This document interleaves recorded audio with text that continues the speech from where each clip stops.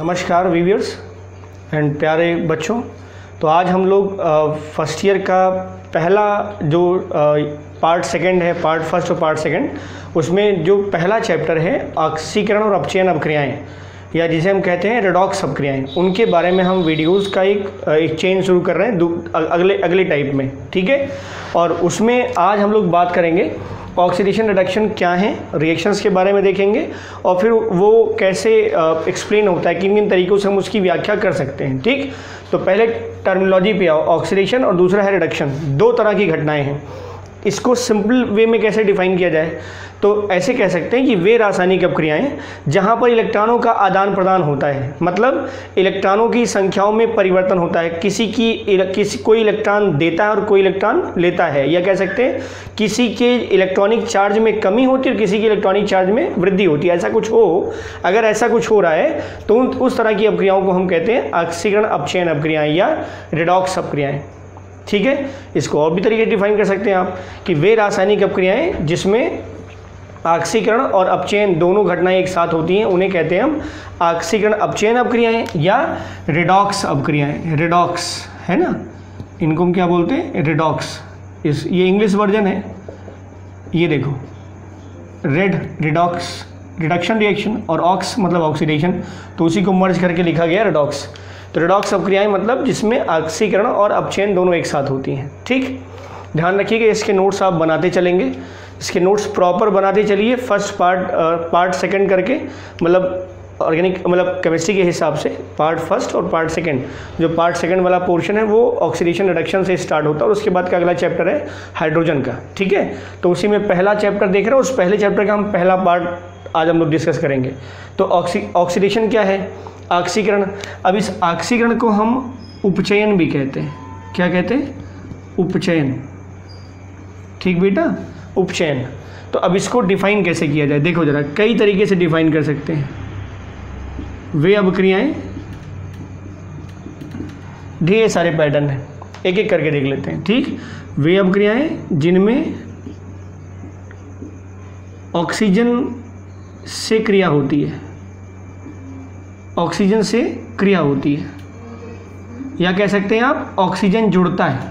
क्या होता है, ऑक्सीजन जुड़ता है, वो भी रेडॉक्स होगा। या वे अपक्रियाएं जिनमें हाइड्रोजन का निष्कासन होता है, हाइड्रोजन का निष्कासन होता है, जी हाँ, हाइड्रोजन का निष्कासन होता है, वो भी क्या होती हैं, ऑक्सीकरण अपक्रियाएं। तो वे अपक्रियाएं जिनमें ऑक्सीजन से क्रिया होती है वो भी ऑक्सीकरण है, हाइड्रोजन का निष्कासन होता है वो भी ऑक्सीकरण है, या जिनमें ऋण विद्युती, कोई भी इलेक्ट्रोनेगेटिव जो एटम है, ऋण विद्युती परमाणु से क्रिया होती है, से क्रिया होती है, तो वो भी कहलाता है क्या, ऑक्सीडेशन रिएक्शन। अगला, जिनमें वे अपक्रियाएं जिनमें धन विद्युती परमाणु, कोई भी इलेक्ट्रो पॉजिटिव जो एटम होगा, धन विद्युती परमाणु का निष्कासन होता है, ठीक है, निष्कासन होता है। या कुछ और देखो, ऐसी अपक्रियाएं जिनमें, या वे अपक्रियाएं जिनमें इलेक्ट्रॉन का त्याग किया जाता है, मतलब लॉस ऑफ इलेक्ट्रॉन होगा तो वो भी क्या होगा, ऑक्सीडेशन। तो इलेक्ट्रॉन का त्याग किया जाता है तो वो भी क्या है, ऑक्सीकरण। क्लियर। और देखो, ये इलेक्ट्रॉन के बेस पर है। दूसरा, तो वे अपक्रियाएं जिनमें तत्व के परमाणु, कोई भी एलिमेंट हो उसका जो एटम होगा तो तत्व के परमाणु की ऑक्सीकरण संख्या, ऑक्सीकरण संख्या, तो वे अपक्रियाएं जिनमें किसी तत्व के परमाणु की ऑक्सीकरण संख्या में वृद्धि होती है। क्या होती है बेटा, वृद्धि होती है, ठीक। तो ऐसी अपक्रियाएं जिनमें ऑक्सीजन से क्रिया हो रही है तो वो ऑक्सीडेशन, जिनमें हाइड्रोजन का निष्कासन होता है तो वो भी ऑक्सीकरण, जिनमें कोई ऋण विद्युतीय परमाणु आकर के जुड़ता हो तो वो भी ऑक्सीकरण, जिनमें धन विद्युतीय परमाणु का निष्कासन मतलब वो निकल जाता हो तब भी ऑक्सीकरण, जिनमें इलेक्ट्रॉन का त्याग किया जाता हो मतलब इलेक्ट्रॉन वहाँ से एलिमिनेट लिबरेट कर जाता हो, कोई दे देता हो, परमाणु जो इलेक्ट्रॉन निकाल देता हो तो वो भी ऑक्सीकरण होगा, या जिनमें तत्व के परमाणु की ऑक्सीकरण संख्या, हाँ ये जो टर्म है ऑक्सीजन संख्या अभी हम आगे देखेंगे ऑक्सीडेशन नंबर डिटेल में, लेकिन जिनमें तत्व के परमाणु की ऑक्सीकरण संख्या में वृद्धि होती हो तो वो सारी घटनाएं मतलब इसमें से कोई एक घटना या इनमें से कोई दो घटना, और जनरली बात करें तो अगर हम कहें इलेक्ट्रॉन का त्याग होगा तो ये सारी बातें एक साथ निकल के आ जाएंगी। इलेक्ट्रॉन अगर त्यागा जाता है तो वो घटना कहलाती है ऑक्सीकरण, ठीक, जिसमें हम अलग अलग तरीके से भी डिफाइन कर रहे हैं, ऑक्सीजन से क्रिया, हाइड्रोजन का निष्कासन, ऋण विद्युतीय परमाणु से क्रिया, धन विद्युतीय परमाणु का निष्कासन और तत्व के परमाणु की ऑक्सीकरण संख्या में वृद्धि, अगर ऐसा हो तो ये अपक्रियाएं क्या कहलाएंगी, ऑक्सीकरण अपक्रियाएं कहलाती हैं। ठीक है, तो आप डेफिनेशन के लिए इनमें से कोई एक पैटर्न उठा सकते हैं या सबसे इंपॉर्टेंट फैक्ट ये उठा सकते हैं कि वे अपक्रियाएं जिनमें तत्व के परमाणु द्वारा इलेक्ट्रॉन का त्याग किया जाता है ऑक्सीकरण अपक्रियाएं कहलाती हैं। समझ में आ रहा है, ऑक्सीकरण अपक्रियाएं कहलाती हैं। ठीक बेटा, ये है पैटर्न, क्लियर। अब इसके कुछ एग्जाम्पल देखो, एक एक करके हम एक एक करके यहीं से उठा लेते हैं। कुछ उदाहरण देखो इसके। अब ऑक्सीजन से क्रिया होती है, देखो ज़रा, जैसे मान लो ये है सोडियम, ठीक, टार्निश हो जाता है ये ऑक्सीजन के साथ तो बनाएगा सोडियम ऑक्साइड, बैलेंस कर दो, ये हो गया 2 और ये हो गया 4, ठीक। अब ज़रा देखो, सोडियम की ऑक्सीजन से क्रिया हुई, क्या बन गया, सोडियम ऑक्साइड। ऑक्सीजन की क्रिया किससे हुई, सोडियम से, ऑक्सीजन की क्रिया किससे हुई, सोडियम से, और क्रिया होने के बाद क्या बना, सोडियम ऑक्साइड। तो हम इसे क्या बोलेंगे, इसे हम बोलेंगे यहाँ पर Na2O में क्या, ऑक्सीकरण। समझ गए, सोडियम का सोडियम ऑक्साइड में ऑक्सीकरण, क्लियर। जैसे हाइड्रोजन है, ऑक्सीजन से क्रिया हो जाए, जल बन जाएगा, तो H2+O2 H2O, क्लियर। तो हम वहाँ क्या कह सकते हैं, H2 का H2O में ऑक्सीकरण, H2 का H2O में ऑक्सीकरण, ठीक बेटा। अब दूसरा हिस्सा हो, दूसरी डिफिनीशन पे ले रहे हैं, इसका एग्जांपल यहाँ ले रहे हैं, ये था इसका एग्जांपल यहाँ, जिनमें हाइड्रोजन का निष्कासन होता है, मतलब हाइड्रोजन निकल जा रहा हो। जैसे मान लो ये ले लिया हमने, इलेक्ट्रोलिसिस करा दो पानी का तब भी निकल जाएगा हाइड्रोजन। हम ये ले रहे हैं, मान लो HCl लिया हुआ है, ठीक, इसको हम कंडीशनली हीट अप कर रहे हैं तो ये हाइड्रोजन क्लोराइड जो है वो टूट गया H2+Cl2 में, क्लियर, बैलेंस हो गया है। अब हाइड्रोजन क्लोराइड टूटा किस में, H2+Cl2 में, H2+Cl2 में, क्लियर है ना। अब देखो हुआ क्या, हाइड्रोजन क्लोराइड से क्या निकला, H2 भी निकला, Cl2 भी निकला, तो रेफरेंस किसका हम ले रहे हैं अभी, H का निष्कासन। तो HCl से अगर H निकल गया तो क्या बचा, Cl2, तो हम यहाँ ये लिख रहे हैं, क्या, देखो यहाँ हम लिख सकते हैं HCl का Cl2 में क्या, ऑक्सीकरण। जिसके बारे में बता रहे हो ना वो तो निकल गया ना। देखो, अगर वे रासायनिक प्रक्रियाएं जिनमें हाइड्रोजन का निष्कासन होता है तो वो ऑक्सीकरण कहलाएंगी। तो यहाँ क्या है, HCl जो है वो हाइड्रोजन को निकाल दे रहा है, तो अगर HCl से हाइड्रोजन निकल जाए तो क्या बच रहा है, Cl2 तो बच रहा है। तो HCl का Cl2 में ऑक्सीकरण, HCl का Cl2 में ऑक्सीकरण। ऐसे मान लो अमोनिया है, अमोनिया को अगर हम गर्म कर दें, उत्पीड़ित उसका डिकम्पोजिशन करा दें हम, हाँ, वो उत्प्रेरित होता है, मतलब वहाँ पर हमें गोल्ड लेना पड़ता है, गोल्ड का प्रिस्ट लेना पड़ता है जिस पर हम अमोनिया का अपघटन कराते हैं। हाँ, मॉलिब्डेनम भी ले सकते हैं। अमोनिया के अपघटन के लिए अगर हम मॉलिब्डेनम में, तो वहाँ भी रिएक्शन हो जाती है। तो अमोनिया अगर टूट जाए, अमोनिया NH3 अगर टूटे तो मिलेगा N2+3H2।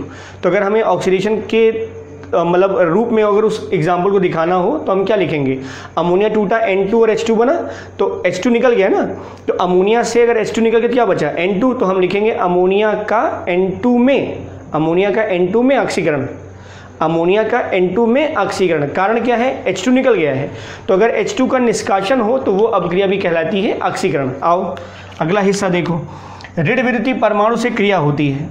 ऋण विद्युतीय परमाणु हो कोई, उससे अगर क्रिया हो रही हो तब भी उसे हम कहेंगे ऑक्सीकरण। अब जैसे मान लो ऋण विद्युतीय परमाणु जैसे फ्लोरीन, क्लोरीन, ब्रोमीन होते हैं, ये है। अब मान लीजिए इसी में हम ये दिखा रहे हैं, चलो हम कुछ और एग्जाम्पल ले लेते हैं। जैसे ये है PCl3 की क्रिया करा दीजिए Cl2 से, तो क्या बन गया PCl5। ये रिवर्सिबल होती है, फिलहाल अभी कंडीशन हम देख रहे हैं केवल। PCl3 टूट रहा है किसमें, PCl3 क्लोरीन के साथ रिएक्शन करके क्या बना रहा है PCl5, फास्फोरस ट्राइक्लोराइड और फास्फोरस पेंटाक्लोराइड। अब देखो ये क्या है, ऋण विद्युतीय परमाणु से क्रिया होती है, ऋण विद्युतीय परमाणु से क्रिया हो रही है, मतलब जो इलेक्ट्रोनेगेटिव एलिमेंट है वो रिएक्शन कर रहा है तो भी ऑक्सीडेशन। तो PCl3 जो है वो क्लोरीन से रिएक्शन कर रहा है, क्लोरीन एक ऋण विद्युतीय परमाणु है, उसके साथ अगर क्रिया हुई तो बन गया है फास्फोरस पेंटाक्लोराइड। तो इसमें ऑक्सीडेशन के टर्म में हम क्या लिखेंगे, PCl3 का PCl5 में ऑक्सीकरण, PCl3 का PCl5 में ऑक्सीकरण। क्लियर है। अब इसका अगला एग्जाम्पल देखो, इस पैटर्न पे यहाँ क्या है, धन विद्युतीय परमाणु का निष्कासन होता है, मतलब कोई इलेक्ट्रोपॉजिटिव एलिमेंट है वो बाहर निकल जाए तो वो भी कहलाएगा ऑक्सीडेशन। अब कोई इलेक्ट्रोपॉजिटिव एलिमेंट, जैसे इलेक्ट्रोपॉजिटिव एलिमेंट का मतलब हो गया जो आपके हाइड्रोजन भी इलेक्ट्रोपॉजिटिव है, हाइड्रोजन भी इलेक्ट्रोपॉजिटिव है, जो धातुएं हैं वो भी इलेक्ट्रोपॉजिटिव होती हैं। तो आप ले लो जैसे मान लो ये ले लिया मर्क्यूरिक ऑक्साइड, ठीक, दिस इज मर्क्यूरिक ऑक्साइड। अगर इसको हम गर्म कर दें तो मिल जाएगा मरकरी प्लस ऑक्सीजन।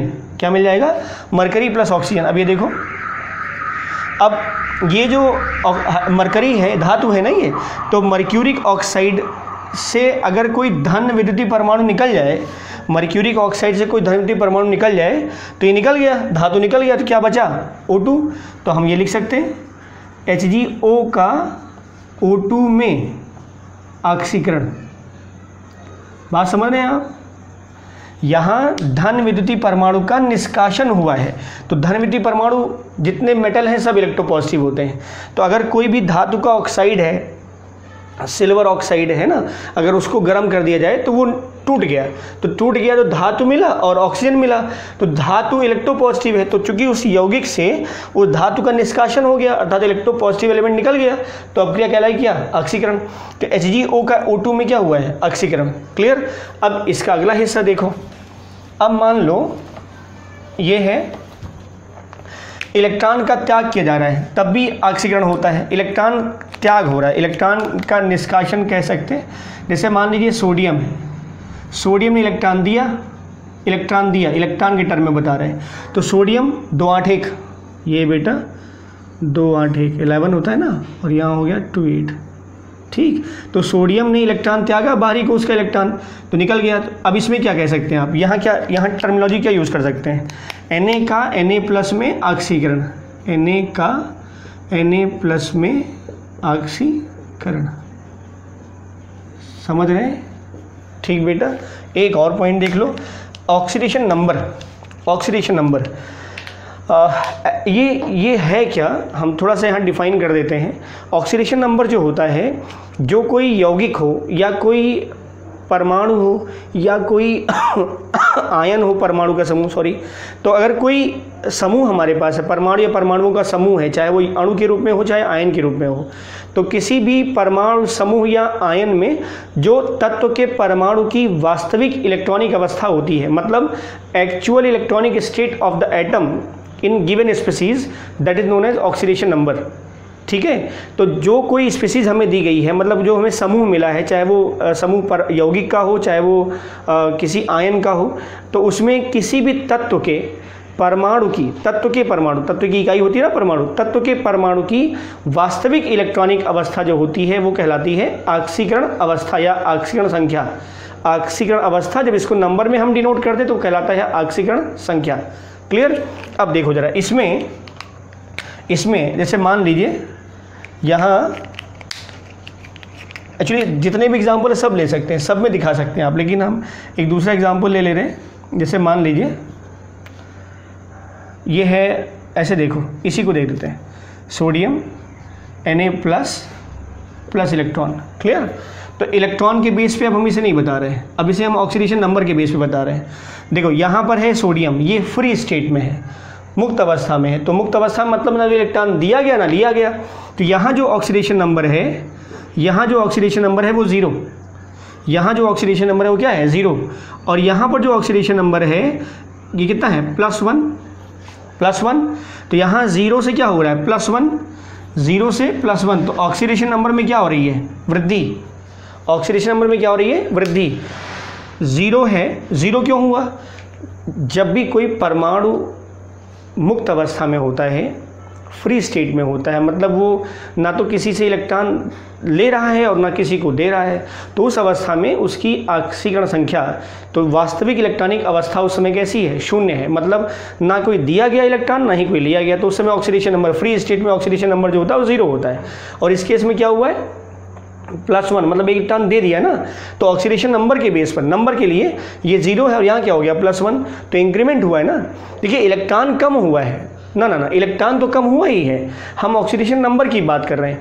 वास्तविक इलेक्ट्रॉनिक अवस्था क्या है, यहाँ है 0 और यहाँ क्या है +1, तो इंक्रीमेंट हुआ, वृद्धि हुई है। तो वृद्धि हुई है तो क्या होगा ऑक्सीकरण, यहाँ भी लिख सकते हैं आप क्या, सोडियम का Na+ में ऑक्सीकरण, यहाँ Na का Na+ में ऑक्सीकरण। क्लियर। तो this is about your whole oxidation process, या इसे हम कहते हैं क्या उपचयन।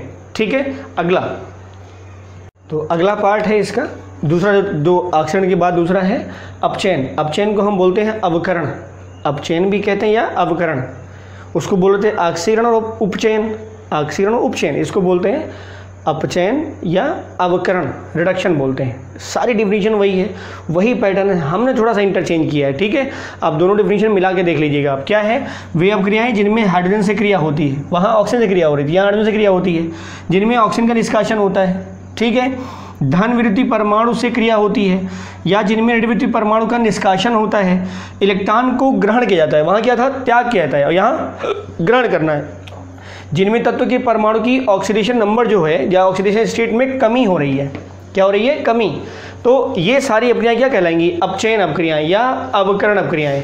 तो वे अपक्रियाएं जिनमें हाइड्रोजन से क्रिया होती है अपचयन, ऑक्सीजन का निष्कासन होता है तो भी अपचयन, धन विद्युतीय परमाणु से क्रिया होती है तो भी अपचयन, ऋण विद्युतीय परमाणु का निष्कासन होता है तो भी अपचयन, इलेक्ट्रॉन को ग्रहण किया जाता है एज वेल रिडक्शन, तत्व के परमाणु की ऑक्सीजन संख्या में कमी होती है तो भी अपचयन। क्लियर। अब इसके एग्जांपल देखो जरा, H2 + Cl2, इस पहले वाले केस के लिए H2 + Cl2 HCl, तो Cl2 किससे क्रिया कर रहा है Cl2 क्रिया कर रहा है H2 से, तो H से ना, तो Cl2 क्रिया कर रहा है H से, मतलब तो Cl2 का HCl में अपचयन हो गया।